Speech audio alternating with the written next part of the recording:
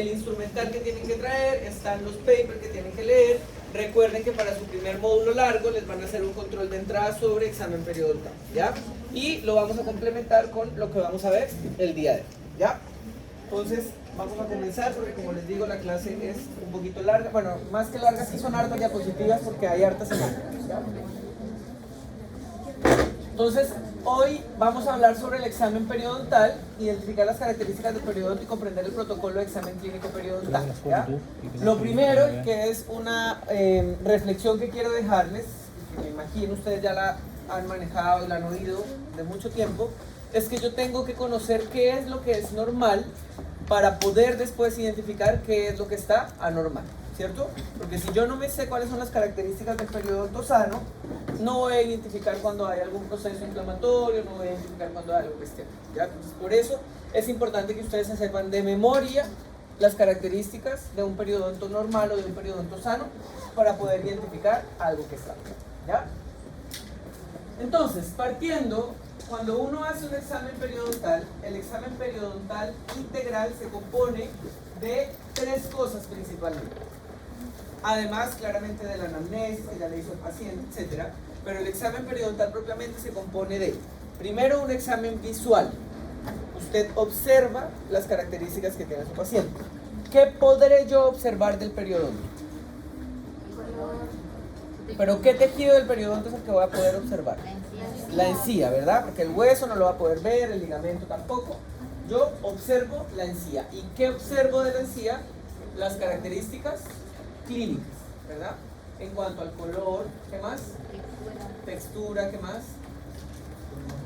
La forma, ¿qué más? La posición del margen, ¿qué más?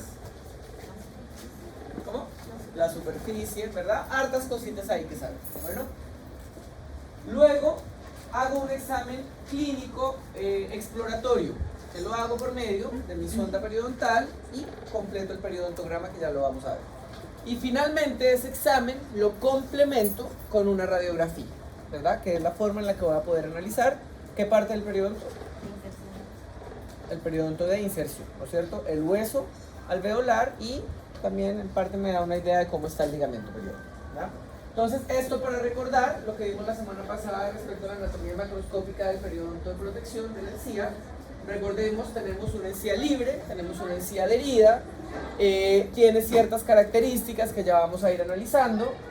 La característica principal de la encía adherida, además de su color rosado coral, es la superficie de piel de naranja o cáscara de naranja. ¿Se acuerdan quién daba ese aspecto de cáscara de naranja? La unión del corión con la... Las papilas del corión del tejido conectivo, ¿no es cierto? Muy bien, ¿ya? Recordemos los límites que ya lo vimos. Límite de la encía libre, margen gingival al fondo del surco, límite de la encía adherida, fondo del surco a la línea conjuntiva, ¿ya? Entonces, bueno, las imágenes no sé si están tan claras, pero ¿podrían ustedes indicar que esa encía que está ahí es una encía sana o es una encía enferma?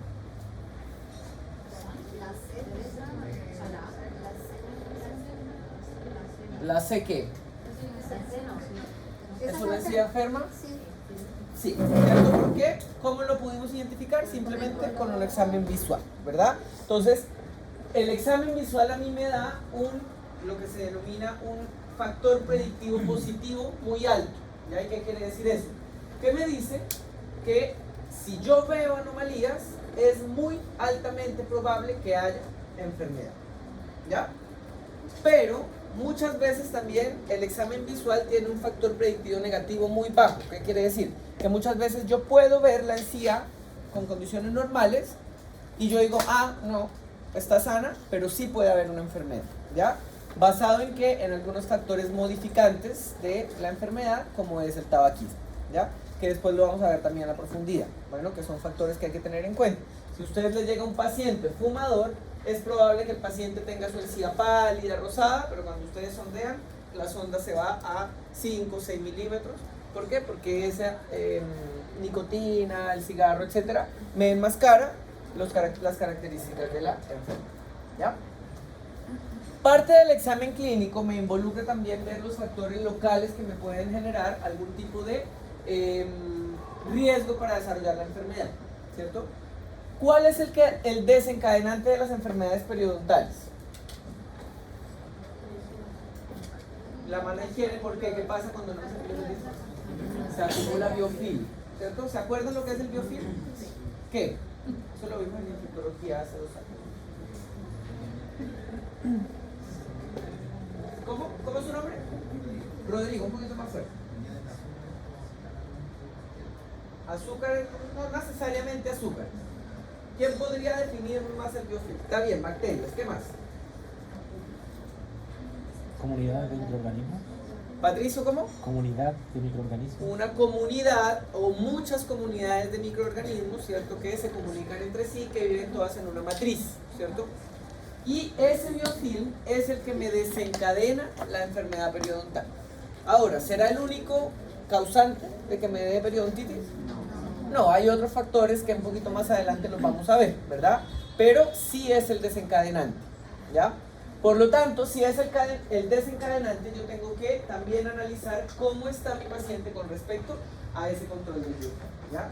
Y dentro de mi examen clínico, yo puedo hacer algo que se denomina un índice de higiene. Me imagino que ustedes lo conocen y que lo hicieron el año pasado en semiología, ¿sí? ¿En qué consiste un índice de higiene? ¿Cómo se hacía? Las superficies que están teñidas, o sea, Ya, ahí al revés, ¿ya? Porque si estoy haciendo un índice de higiene, yo tengo que medir las superficies limpias, las que están libres de higiene, de placa bacteriana.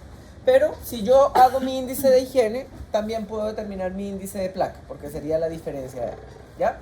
¿Con qué se hace el índice de higiene? Con una sustancia reveladora, que puede ser una pastilla o puede ser un líquido, ¿ya? Hay ambos en la clínica. Primero les empiezan a dar pastillas, después les empiezan a dar líquido cuando toman las pastillas, ¿ya? Pero hay ambos. Y nosotros en la clínica, para adulto, utilizamos el índice de Linde, el índice de higiene, ¿ya? Y es diferente al que ustedes usan en pediatría, porque en pediatría ustedes hacen el índice de O'Leary. O'Leary me mide placa, Linde me mide higiene, ¿ya? Se hacen de la misma manera. Yo tengo que en un cuadrito poner las superficies pigmentadas, solo que en el de Linde cuento cuántas superficies están limpias, en el de O'Leary cuento cuántas superficies están pigmentadas, ¿ya? ¿Cuántas superficies mido por cada diente? 6. No. 4. ¿Cuáles? Ahí está. Vestibular, palatino, mesial y distal. Ahora, mido toda la cara vestibular, mido toda la cara palatino, ¿o qué tomo en cuenta?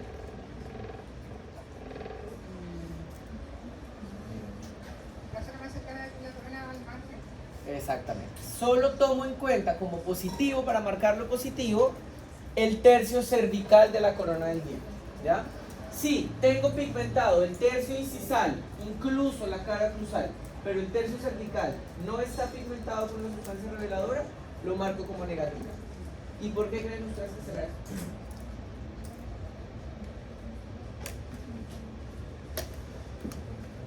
¿Será que la placa que se queda en la superficie cruzal es buena?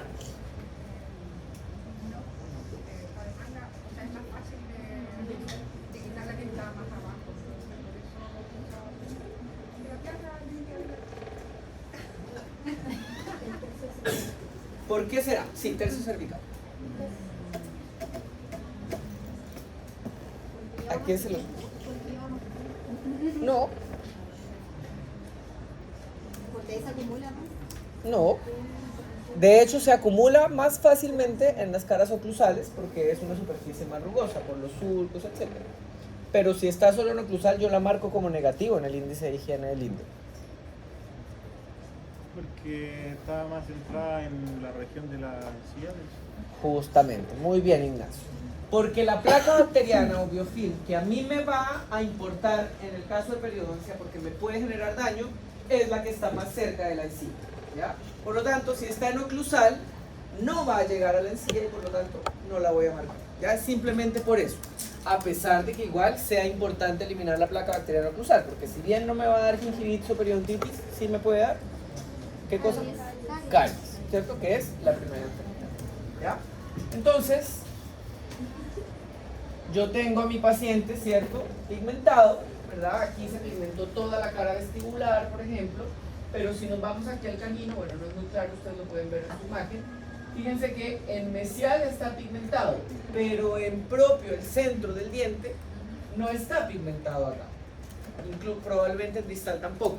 Por lo tanto, en este caso, yo marcaría mesial, pero distal lo marcaría como negativo porque no está el tercio cervical pigmentado. ¿Se entiende eso? Sí, eso es lo primero que tienen que tener ustedes claro a la hora de hacer un índice de higiene.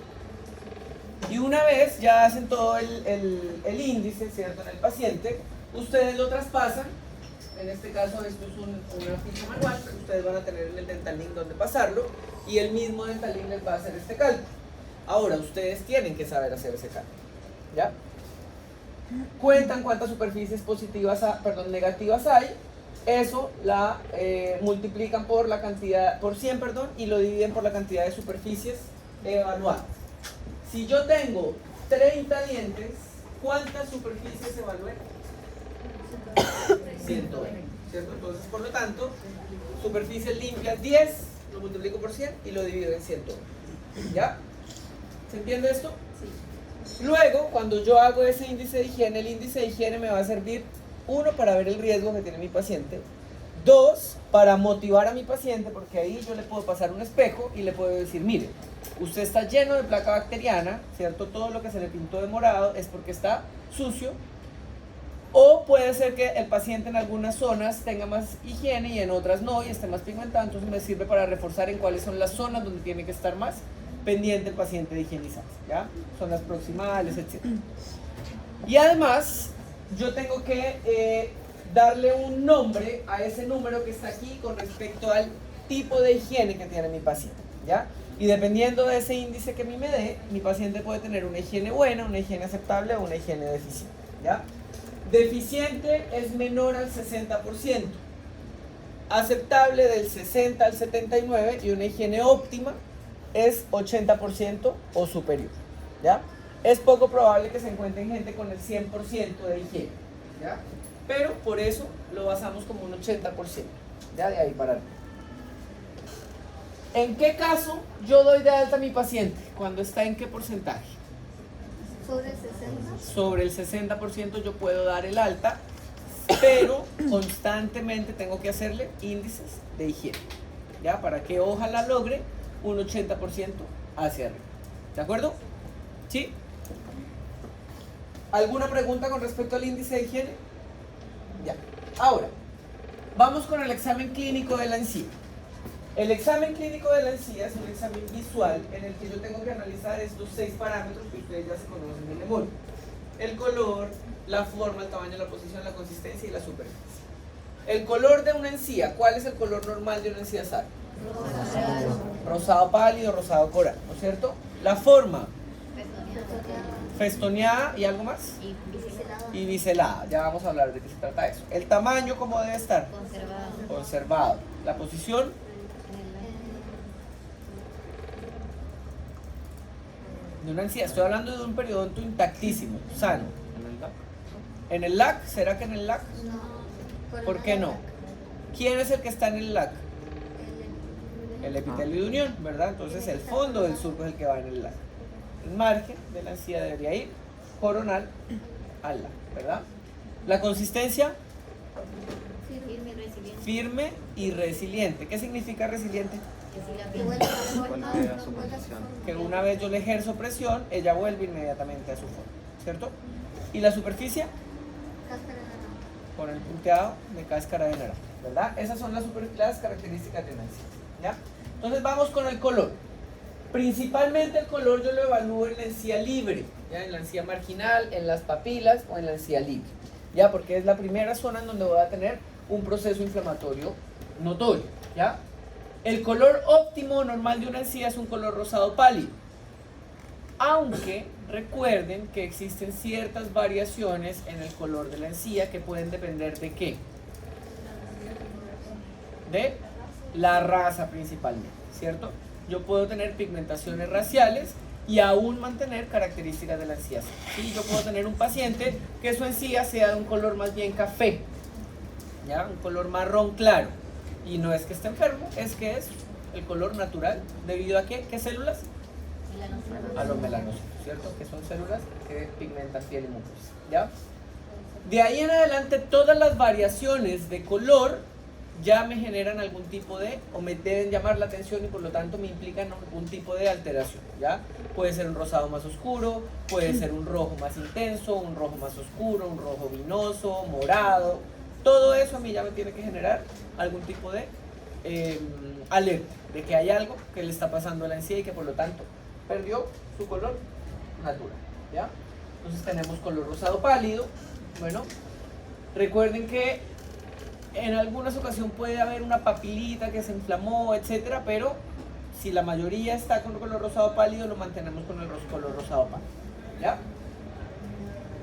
Ahí vamos a tener ya un color rosado más intenso, ¿sí? Se fijan, que principalmente asociado a las papilas, ¿ya? Y yo puedo tener un color rosado intenso aún cuando todavía no hay un aumento de tamaño, ¿ya? No todo. Rojo, que ahí sí es evidente, ¿cierto? Miren cómo está aquí esta papila ya se ve inflamada, ¿cierto? Se ve aumentada, bien redondita, ¿ya? Fíjense aquí también todo el margen de la encía como está de color rojo, ¿ya? Y tenemos un rojo vinoso, ¿ya? Que es un rojo como más, como que tiende a ser un poco rojo violeta, ¿ya? Que me genera o que me da un indicio de que hay un proceso inflamatorio muy agudo en esa zona. Probablemente hay una gran cantidad de placa bacteriana ahí por mucho tiempo, bueno, y que por lo tanto me está haciendo reaccionar a la encía de esa manera, ¿ya?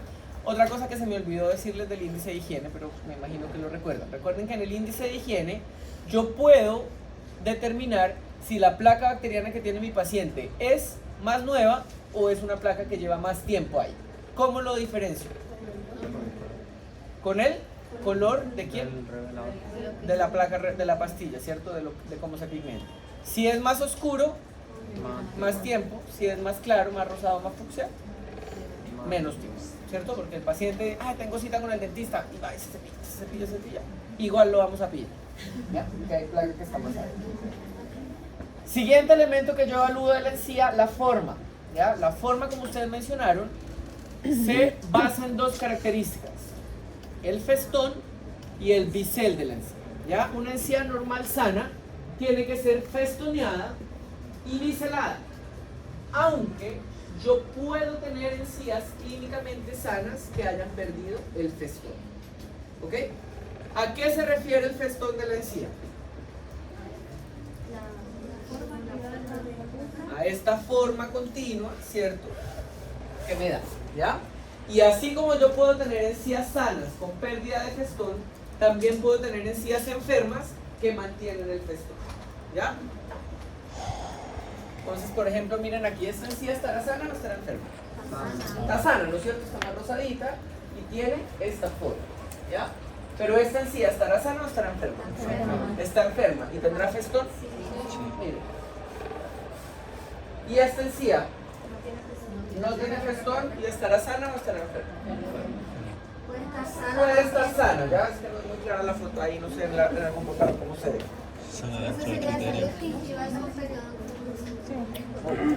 Sí, ¿ya? Entonces, el festón depende principalmente de la presencia de la papila, ¿ya? Si yo tengo papilas, voy a tener festón. Si empiezo a perder papilas, como es el caso de aquí, voy a perder mi festón, ¿sí? Ahora, el bisel. ¿A qué se refiere el bisel? ¿Pero qué es? ¿La terminación de quién? ¿De la encía sobre quién? Sobre el diente, ¿ya? Entonces, bórrense de la cabeza que el bisel tiene que ver con la papila. No tiene nada que ver con la papila, ¿ya? El bisel se refiere a la forma como todo el margen de la encía cae sobre el diente, ¿ya? En condiciones normales, ese margen de la encía cae sobre el diente en forma de un bisel en filo de cuchillo, en punta. Pero cuando la encía se empieza a inflamar, esa punta se empieza a redondear, ¿ya? Y es lo que vemos acá, fíjense, ¿ya? Que se ve como de esta manera, ¿ya? No se ve que está terminando en punta como si puede terminar acá, ¿ya? La pérdida del bisel es el primer ciclo clínico de inflamación de la encía. Antes de que cambie de color y antes de que sangre, la encía se redondea. ¿Sí? Ok, entonces olvídense de la papila cuando hablen del bisel, porque muchas veces van y me dicen, sí, bisel aquí porque la papila está en forma de hilo cuchillo. No, nada que ver. ¿Ya? El bisel se refiere a todo el margen de la encía, como cae sobre la corona del hilo. ¿De acuerdo? ¿Sí? Ya, muy bien. Si no tengo una encía festoneada y biselada, las variantes son que la encía tenga pérdida de bisel y que su margen esté redondeado o que esté globoso, ya como aparece. ¿Ya? Lo que les decía, encía biselada, pero con pérdida de festón. ¿Sí? Esto puede ser una encía con características de salud, color rosado pálido, biselada, pero probablemente este paciente ya tuvo enfermedad periodontal, los tejidos que están perdidos por periodontitis no se recuperan y por lo tanto el paciente queda secuelado, pero logra un estado de salud clínica periodontal. ¿Ya? El tamaño de la encía. El tamaño de la encía solamente puede tener dos alternativas: que esté conservado o que esté aumentado. ¿Ya? Nunca el tamaño de la encía va a ser disminuido. Si usted me dice un día en la clínica tamaño disminuido, usted se devuelve a tercer año a hacer otra vez el ¿ok? La encía nunca va a ser más pequeña de lo que ya es. ¿Ya? La encía aumenta de tamaño solo porque se inflama. ¿Ya? Si no está inflamada, ella está en su tamaño normal. ¿Ya? Y por eso se habla de un tamaño conservado o un tamaño aumentado. ¿Ya? Nunca el tamaño está relacionado con las recesiones gingivales, porque a veces pueden decir disminuido porque hay una recesión gingival. No, eso no es el tamaño de la encía. ¿Ya? El tamaño se mira de manera horizontal, ¿ya? Hacia el frente. ¿Ok? Nunca hacia apical o coronal. ¿De acuerdo? Sí. La posición, en cambio, sí tiene relación con las recesiones gingivales. Cuando hablamos de la posición, hablamos de la posición del margen de la encía. ¿Ya? ¿Se acuerdan lo que era el margen de la encía? Que lo vimos la semana pasada. ¿Qué era el margen? Es la terminación de la encía. Acá, ¿cierto? La terminación de la encía lisa. La posición habla de la posición del margen. ¿Con respecto a quién? Al límite amelocementario. ¿Ya? Entonces ahí yo puedo tener una posición en el LAC, coronal al LAC o apical al LAC. Y hablamos que lo normal en un periodonto intacto es que esté coronal al LAC, aproximadamente 2 milímetros, que es la medida del surco. ¿Ya? Si usted me dice en el examen clínico encía apical al LAC y después en el diagnóstico no me diagnostica recesiones gingivales, ahí hay un problema, ¿no es cierto? Porque el hecho de que esté apical al LAC me implica que se me expuso la raíz del diente y por lo tanto tengo una recesión gingival. ¿Sí? Ya. Siguiente, consistencia. Yo tengo que tocar la encía, ¿ya? La puedo tocar con mi dedito o puedo hacer una palpación con la misma sonda periodontal, ¿ya? Es más objetivo hacerlo con la sonda periodontal porque con el dedo yo puedo tener la sensación subjetiva de cuando que mi mismo dedo es blanco, ¿ya? ¿Qué es lo que yo tengo que hacer? Pongo mi sonda periodontal sobre la encía, no la introduzco en el surco ni nada, sino que la pongo sobre la encía, genero un poco de presión y quito la sonda. Y tengo que ver si inmediatamente yo quito la sonda, la encía vuelve a su estado normal o si se queda marcada la sonda periodontal, ¿ya?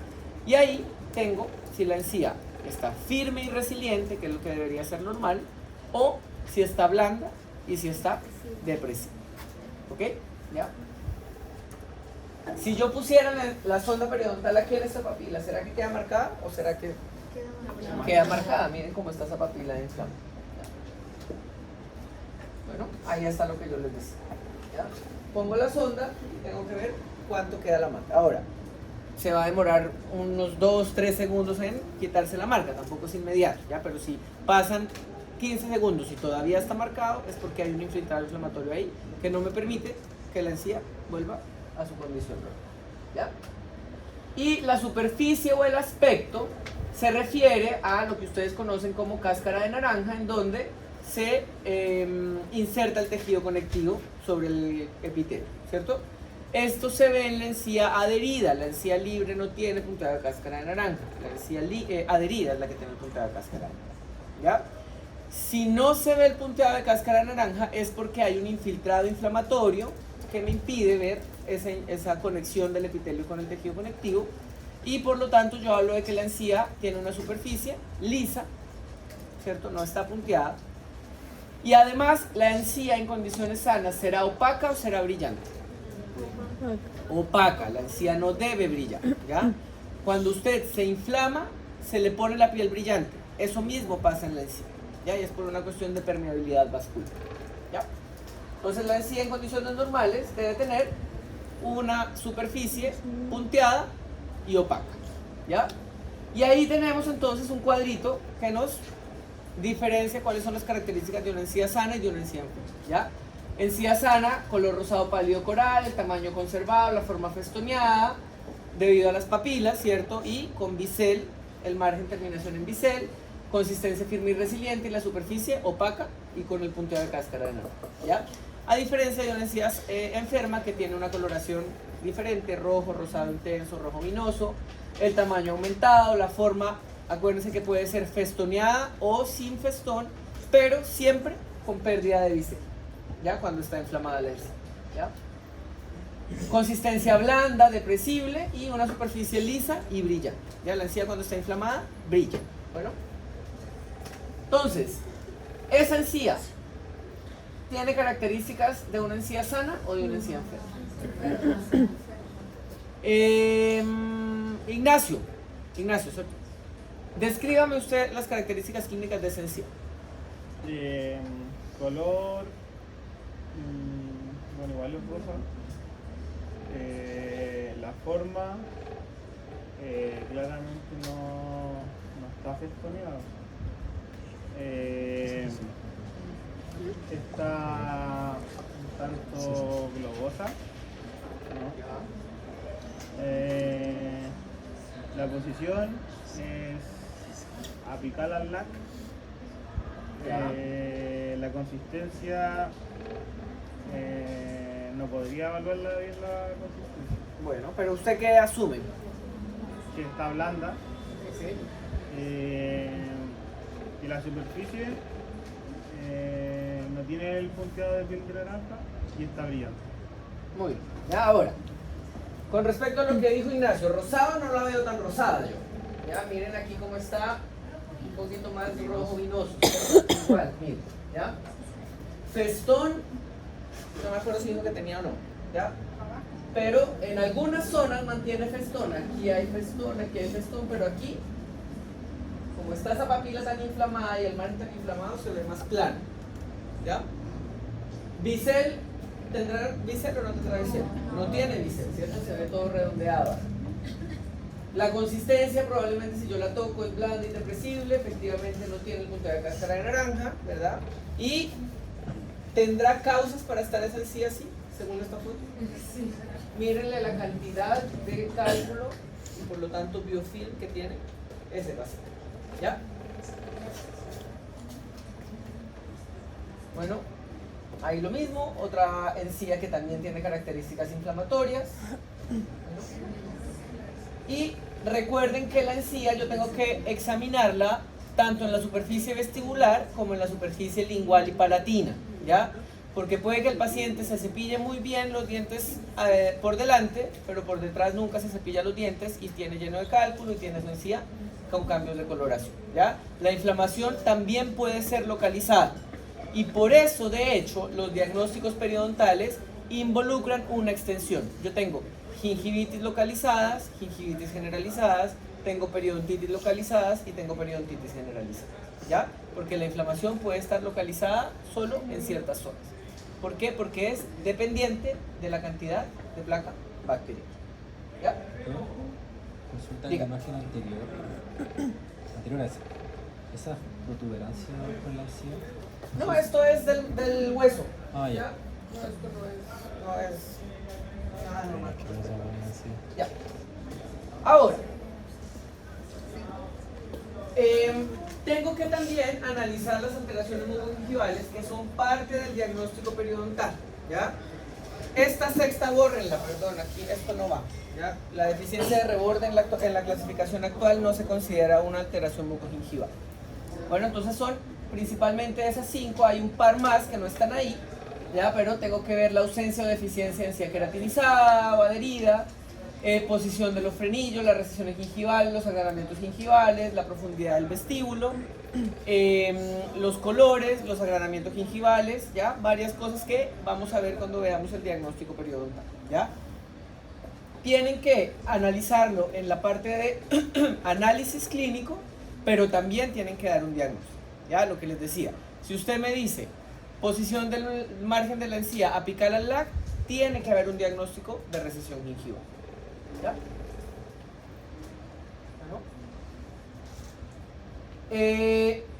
Ojo con determinar mucosa queratinizada o encía queratinizada y encía adherida, ¿ya? La alteración, o sea, perdón, la encía en general toda es queratinizada, tanto la libre como la adherida, ¿ya? La adherida es la que puede tener mayor deficiencia, ¿cierto? ¿Por qué? Porque puede pasar desde la encía libre inmediatamente a la línea, a la mucosa alveolar, ¿ya? Y por lo tanto tengo menos queratina con la cual defender, ¿ya? Y eso es una alteración mucogingival.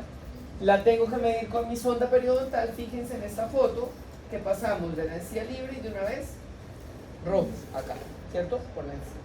Y esto está muy asociado a inflamaciones constantes, 1, porque se acumula más fácilmente la placa, y 2, porque ¿usted alguna vez se ha cepillado su mucosa alveolar? Bueno, si alguna vez se la cepilla, le da curiosidad, mire cómo es cepillarse la mucosa y cómo es cepillarse la encía. La mucosa duele al cepillar, ¿ya? Porque tiene más terminaciones nerviosas.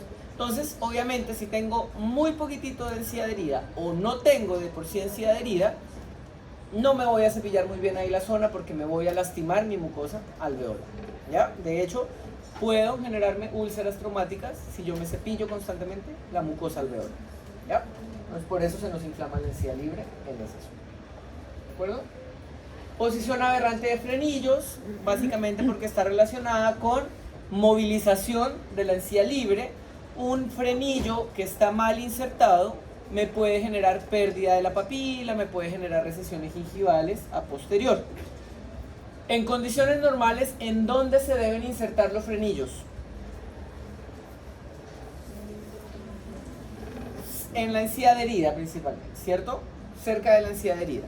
Si la inserción del frenillo está en la encía libre, en la papila, incluso traspasa y es una inserción palatina, ese movimiento del músculo me va a generar tracción constante de esa papila o de la encía libre y me va a generar también otra alteración mucogingival, ¿ya? Recordemos que yo tengo que analizar frenillo vestibular superior e inferior, frenillos laterales, frenillo lingual, ¿ya? Porque cualquiera me puede generar tracción de la encía. Las recesiones gingivales, bueno, que las vamos a ver también cuando veamos diagnóstico, que están o se definen como la migración apical del margen de la encía. Las recesiones gingivales pueden tener orígenes traumáticos o pueden tener orígenes infecciosos.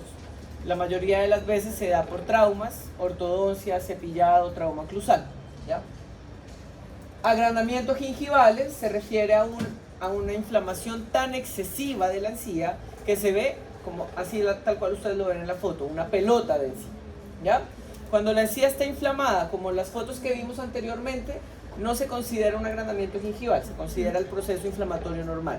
Pero si vemos ya estos excesos de encía, eso se denomina un agrandamiento gingival, ¿ya? Y en general la mayoría de los agrandamientos gingivales tienen como tratamiento cirugía, ¿ya? No se eliminan solo con el tratamiento mecánico, hay que hacerle cirugía plástica también. Bueno,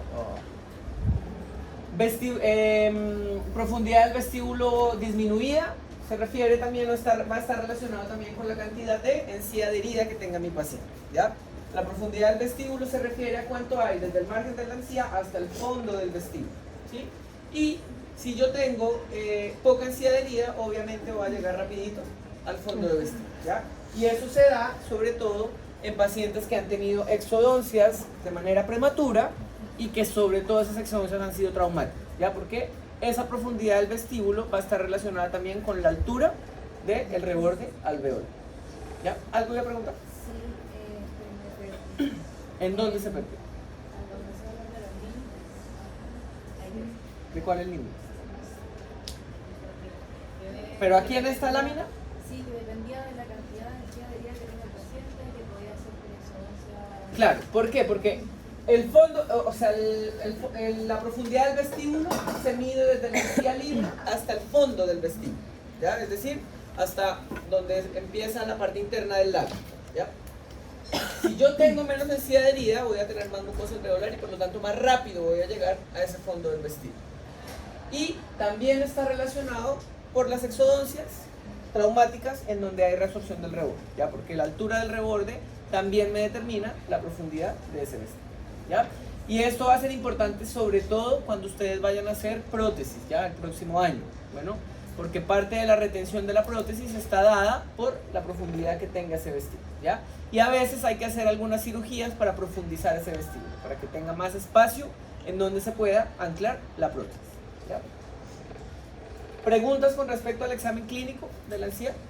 ¿No? Ya.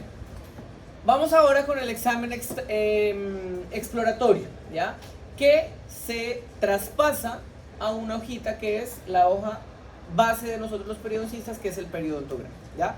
El periodontograma es un gráfico del estado periodontal de mi paciente, ¿cierto? ¿Qué tengo que hacer yo? Que cuando yo vea ese periodontograma, aún sin yo ver a mi paciente, yo me pueda hacer una idea de cómo está ese paciente y que pueda hacer un diagnóstico basado en ese periodontograma, ¿ya? Para el periodontograma se toman varias medidas y varios parámetros, ¿ya? Profundidad al sondaje, posición del margen gingival, nivel de inserción clínica, sangrado al sondaje, supuración, movilidad, compromiso de furcas, ausencia de dientes y dientes con indicación de exodo, ¿ya? Todo eso se indica en el periodontograma y se escribe en el periodontograma. Bueno. Con respecto al sondaje periodontal, ¿ya? O a la profundidad del sondaje, se usa la sonda periodontal para medir desde el margen gingival hasta el fondo del surco o del saco, ¿ya? Esa es la medida del surco o del saco o de la profundidad del sondaje. Entonces yo meto mi sonda, la introduzco hasta donde me genere resistencia y ahí mido en qué línea quedó el margen. Y ahí van a ser 2 milímetros, 3, 4, 5, 8, 12, 16. Depende de la profundidad que tenga, ¿ya?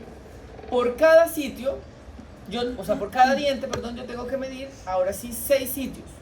3 en vestibular y 3 en palatino lingual. Me voy lo más mesial que yo pueda, pero aún en la cara vestibular, no me meto en la papila, sino en la cara vestibular, ¿ya? Medio y distal, ¿ya? Lo mismo en palatino, mesial, medio y distal, ¿ya? Y a cada uno le tomo la media, ¿sí? Ya lo vamos a ver en un gráfico para que se entienda más. Bueno, las medidas normales del surco gingival van desde 0,5 a 2 milímetros, es lo que dice la literatura. Aunque se acepta con salud, con un estado normal, con una profundidad de hasta 3 milímetros, ¿ya? De 4 milímetros en adelante ya empezamos a ver que hay algún tipo de alteración, principalmente porque 4 milímetros me favorece la acumulación de biofilm dentro de ese saco periodontal o surco gingival, ¿ya? Por eso es que cuando da 4 milímetros, ahí nos preocupa. Bueno.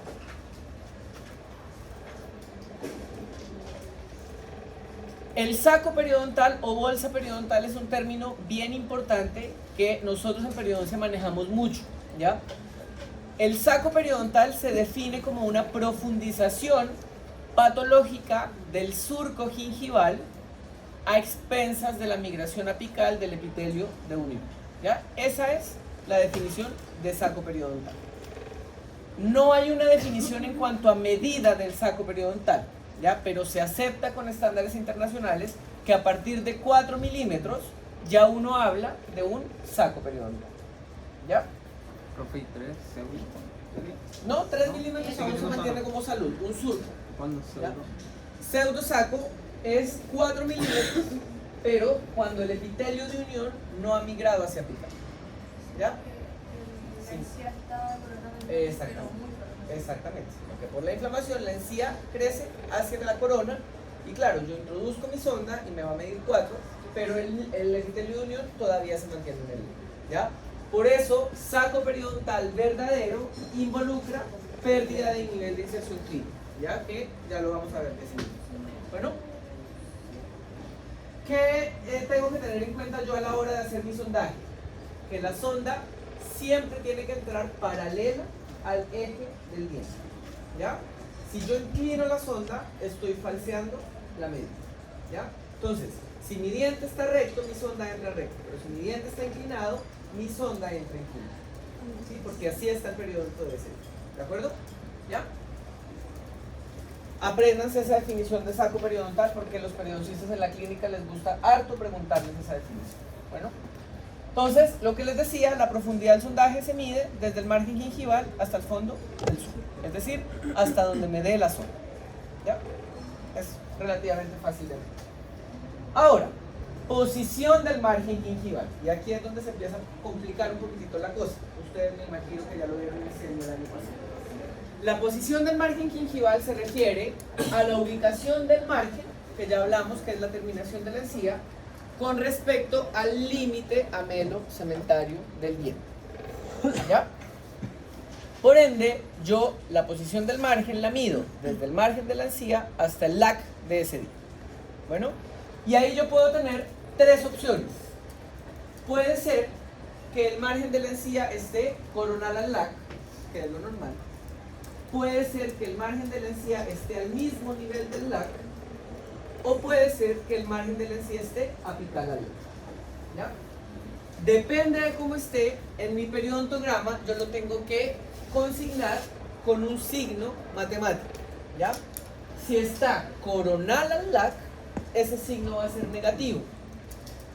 Si está apical al LAC, ese signo va a ser positivo. ¿Ya? Por lo tanto, cuando hay una recesión gingival, yo voy a hablar de más 3, más 2, ¿sí? Porque hay una recesión gingival. Está apical al LAC. ¿Se entiende? ¿No? ¿No entiende cómo medirlo? Ya. Aquí va a ser difícil que yo le explique cómo medirlo. Por eso ustedes van a hacer un práctico de periodontograma donde le van a sus periodoncistas a enseñar cómo medir eso. ¿Ya? ¿Cómo se mide? Yo se lo voy a decir en la teoría. Aquí para medir el margen, la posición del margen, aquí yo sí tengo que inclinar un poco mi sonda. ¿Por qué? Porque yo con mi sonda tengo que entrar a palpar el LAC. Entonces yo, si tengo la posición coronal al LAC, tengo que entrar por el surco gingival y empezar a hacer una palpación. Y se siente un escalón.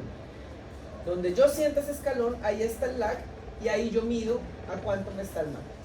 Y esa es la posición y lo pongo en positivo, en negativo, ya, porque está coronado. Si hay una recesión gingival es mucho más fácil medirlo porque yo estoy viendo el LAC. Entonces pongo la punta de la sonda en el LAC y veo hasta dónde está el margen, ¿ya? Y cuando están en el LAC la medida es 0, ¿ok? Ya lo vamos a ver gráficamente, ¿ya? En la práctica va a ser más fácil que lo puedan entender, ¿ya? Y al principio claramente que les va a costar encontrar ese LAC. Para eso estamos nosotros ahí, para que ustedes nos llamen y nosotros les digamos, miren, así se siente el LAC. ¿De acuerdo? ¿Ya?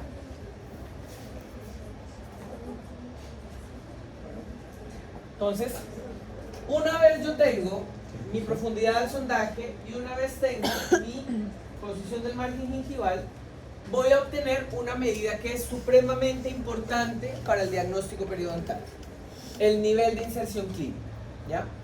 El nivel de inserción clínica me determina la ubicación del epitelio de unión con respecto al límite amelocementario.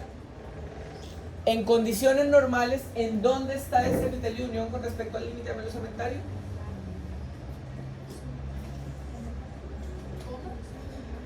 En condiciones normales, el epitelio de unión y el límite amelocementario, ¿cómo se relacionan? Están en el mismo nivel, ¿cierto? El epitelio de unión debe estar en el mismo nivel, ¿ya? Y el nivel de inserción clínica, lo que me determina es esa ubicación del epitelio de unión en el LAC, ¿ya? Si yo no he perdido nivel de inserción clínica, me va a dar una medida de 0 y eso me implica que están al mismo nivel el epitelio de unión y el LAC. Pero cuando yo ya empiezo a tener medidas de pérdida de nivel de disfunción clínica de 1 milímetro, de 2, de 3, de 5, de 8, eso me está implicando que el límite, perdón, que el epitelio de unión que debería estar aquí, se fue hacia apical esa cantidad de medidas. ¿Sí? ¿Se entiende lo que es el NIC o nivel de inserción clínica? ¿Sí? Pregunta de prueba. Al tiro se lo digo. Entonces, si yo quisiera medir mi nivel de inserción clínica de forma clínica, ¿yo qué tendría que hacer? Tendría que medir desde el epitelio de unión hasta el LAC, ¿verdad? ¿Sí? Pero esto yo lo voy a poder hacer si tengo una recesión gingival porque estoy viendo el LAC. Pero si no tengo una recesión gingival, yo no voy a poder ver el LAC y por lo tanto no puedo medir desde el LAC hasta el fondo del surco. Entonces, ¿qué hago? Hago una operación matemática donde tomo en cuenta mi profundidad del sondaje y mi margen gingival. Si está negativo, resto. Si está positivo, subo. ¿Sí? ¿Se entiende? Y por lo tanto, no sé si tengo acá... Bueno, ahí sigue un video, pero lo puedo mostrar. Pero por lo tanto, si yo tengo posición del margen gingival más 2 milímetros acá. ¿Por qué? Porque está con una recesión gingival, ¿cierto? Aquí está el LAC, aquí está el margen. Y además, yo introduzco mi sonda y desde el margen hasta el fondo del surco me da 5 milímetros. Esto yo lo sumo y voy a tener una pérdida de nivel de inserción clínica de 7 milímetros en ese punto. ¿Se entiende? Si por el contrario, digamos que aquí no fuera 2 milímetros, si el margen estuviera aquí arriba, entonces tengo posición del margen menos 2, profundidad del sondaje 5, yo solo tendría una pérdida de inserción de 3 milímetros, porque resto. ¿Se entiende?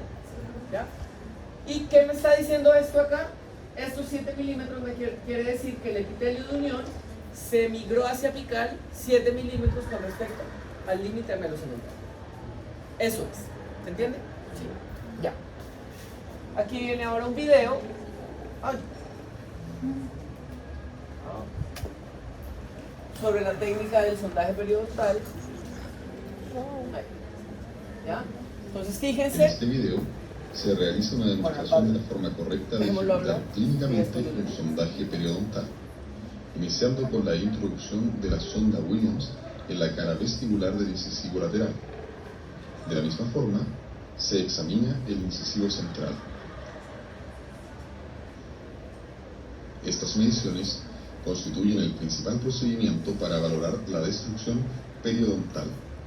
La profundidad de sondaje y el margen gingival se miden de forma sistemática en 6 sitios alrededor de cada diente: mesiovestibular, vestibular, distovestibular, mesiopalatino y distopalatino.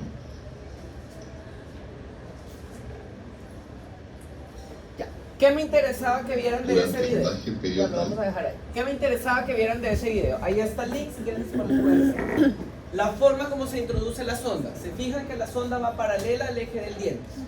Y además fíjense que él ingresa la sonda acá y la va pasando por toda la superficie. No es que yo meta la sonda acá, la meta acá y la meta acá. ¿Ya? Voy por toda la superficie. ¿Por qué? Porque la enfermedad periodontal es sitio específica. Yo puedo tener aquí 2 milímetros aquí, me fui para 8. ¿Ya? Entonces yo tengo que examinar todo el contorno del diente de esa manera. ¿Sí? ¿Se entiende? Diga.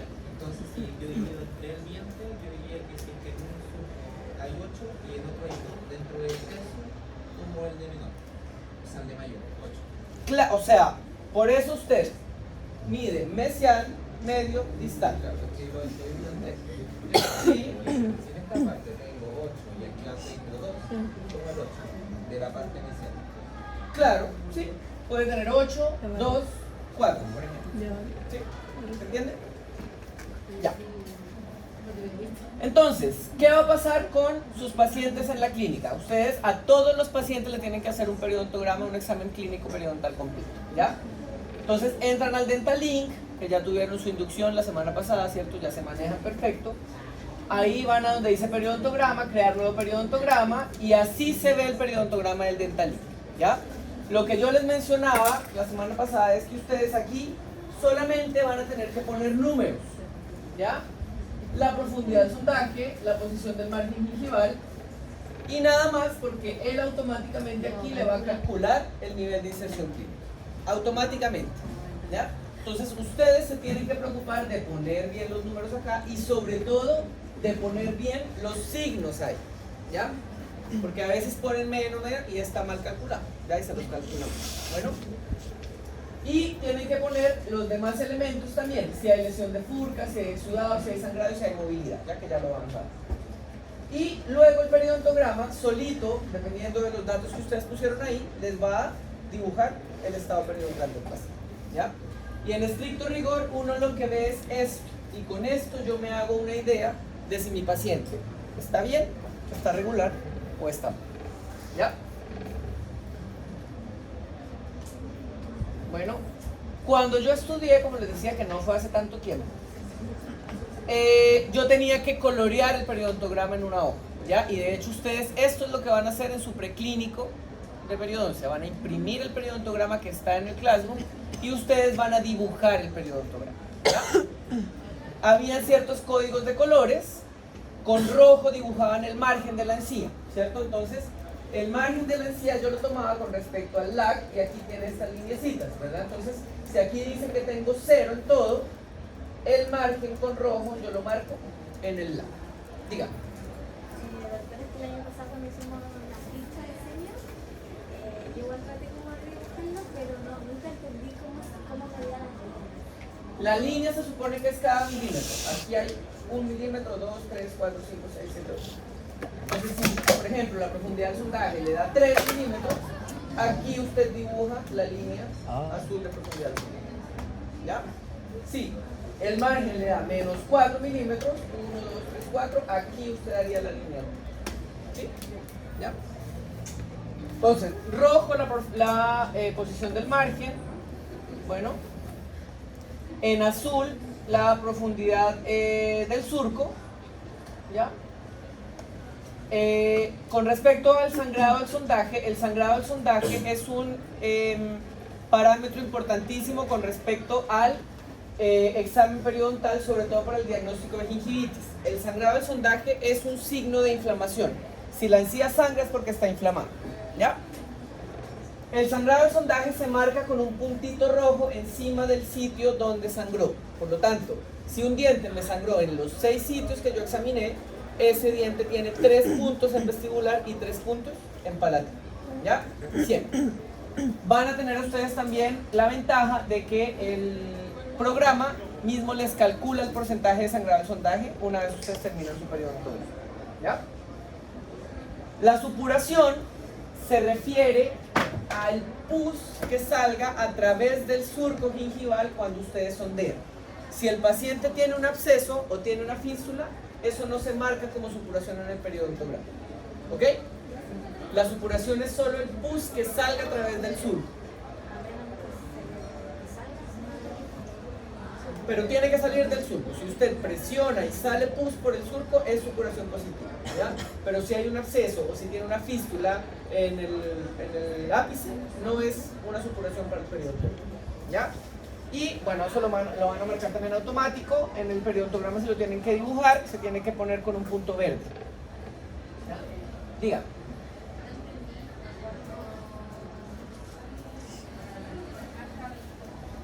Con un punto verde, ¿sí? Pero usted en el periodontograma, en el programa solamente le pone un clic y ahí él solito se va a marcar, ¿ya? Pero si lo dibuja es verde. También, por cada zona, ¿ya? No, perdón, aquí solo una vez, solo o por vestibular o por lingual, no por los tres, ¿ya? Solo bueno, la movilidad, que también es un factor importante de evaluar, se tiene que medir con 2 instrumentos. Yo pongo un instrumento en la cara vestibular del diente, uno en la cara palatina y le hago contrafuerza, ¿ya? Los tipos o la clasificación de movilidad que nosotros utilizamos es la clasificación de Miller, bueno, en donde la movilidad grado 1 es de menos de 1 milímetro en el sentido horizontal, la grado 2 es más de 1 milímetro en sentido horizontal y la grado 3 es cuando ya tiene movimientos de forma vertical, ¿ya? Y eso se marca en el periodontograma con el número que corresponde, ¿ya? O movilidad 1, o movilidad 2, o movilidad 3, ¿ya?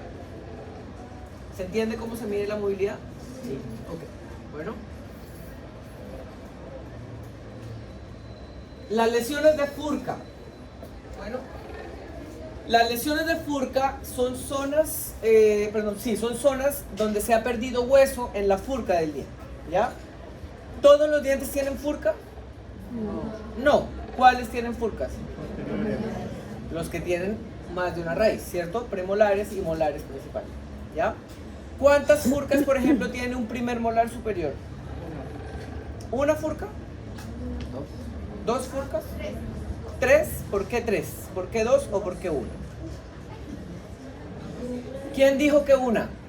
¿Por qué una, Ignacio? Porque es como el único espacio que hay ahí.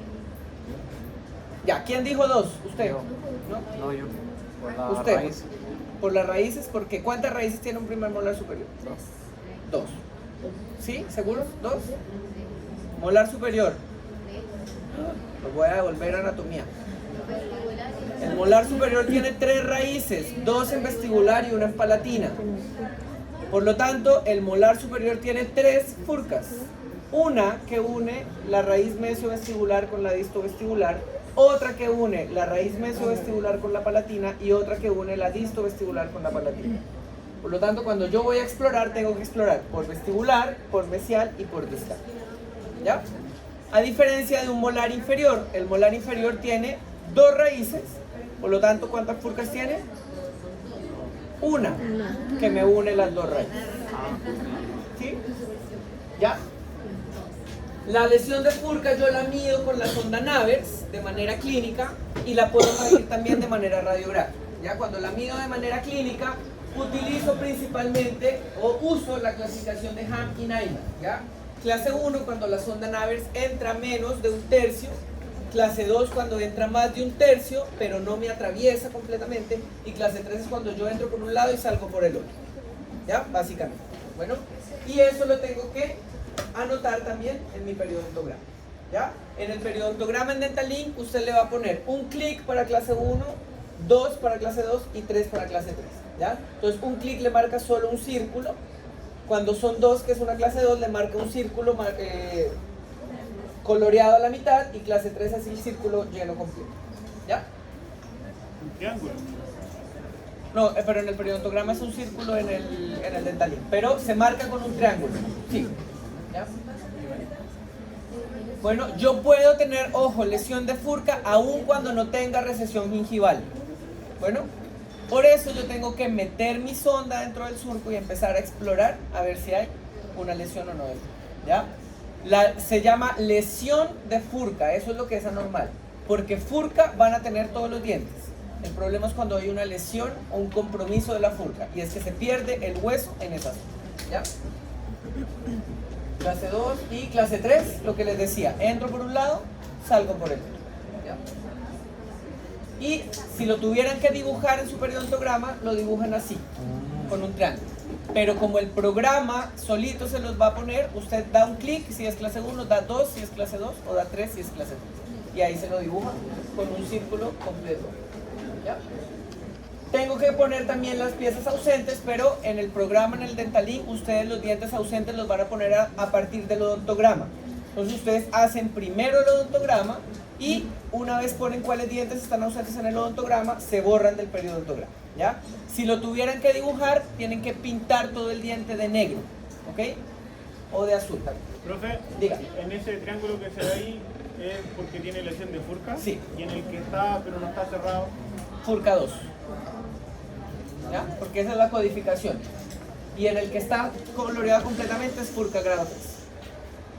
¿Ya? Pero en el periodontograma del Dentalink, una furca 1 es solo el círculo, el contorno del círculo. Una furca 2 es el círculo pintado a la mitad, y una furca 3 es pintado completo. ¿Ya? Dientes ausentes, dientes con indicación de exodoncia, esos también ustedes los pueden poner en el odontograma, y también se les van a borrar del periodontograma, porque los dientes que tienen indicación de exodoncia no se cuentan para el diagnóstico periodontal. ¿Ya? Tienen que tener eso en cuenta también. ¿Ya? Y hay otros factores que también es importante, pero no están en el periodontograma nuestro, que es como las migraciones, las rotaciones, etc.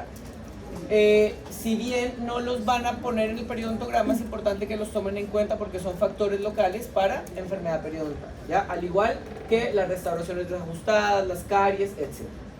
¿Ya? Cuando yo hago un diagnóstico periodontal, que es la clase que sigue, tengo que tomar en cuenta todos estos exámenes que hice, el examen clínico, el examen exploratorio y complementarlo con el examen radiográfico. Ya por eso, todo paciente que ustedes presenten en periodoncia tiene que estar con radiografía y tiene que tener el análisis radiográfico. ¿Ok? ¿Ya? Eso. ¿Preguntas? ¿Dudas? Bueno, si ven que la clase era larga, me pasé 2 minutos. ¿Ya? Voy a pasar.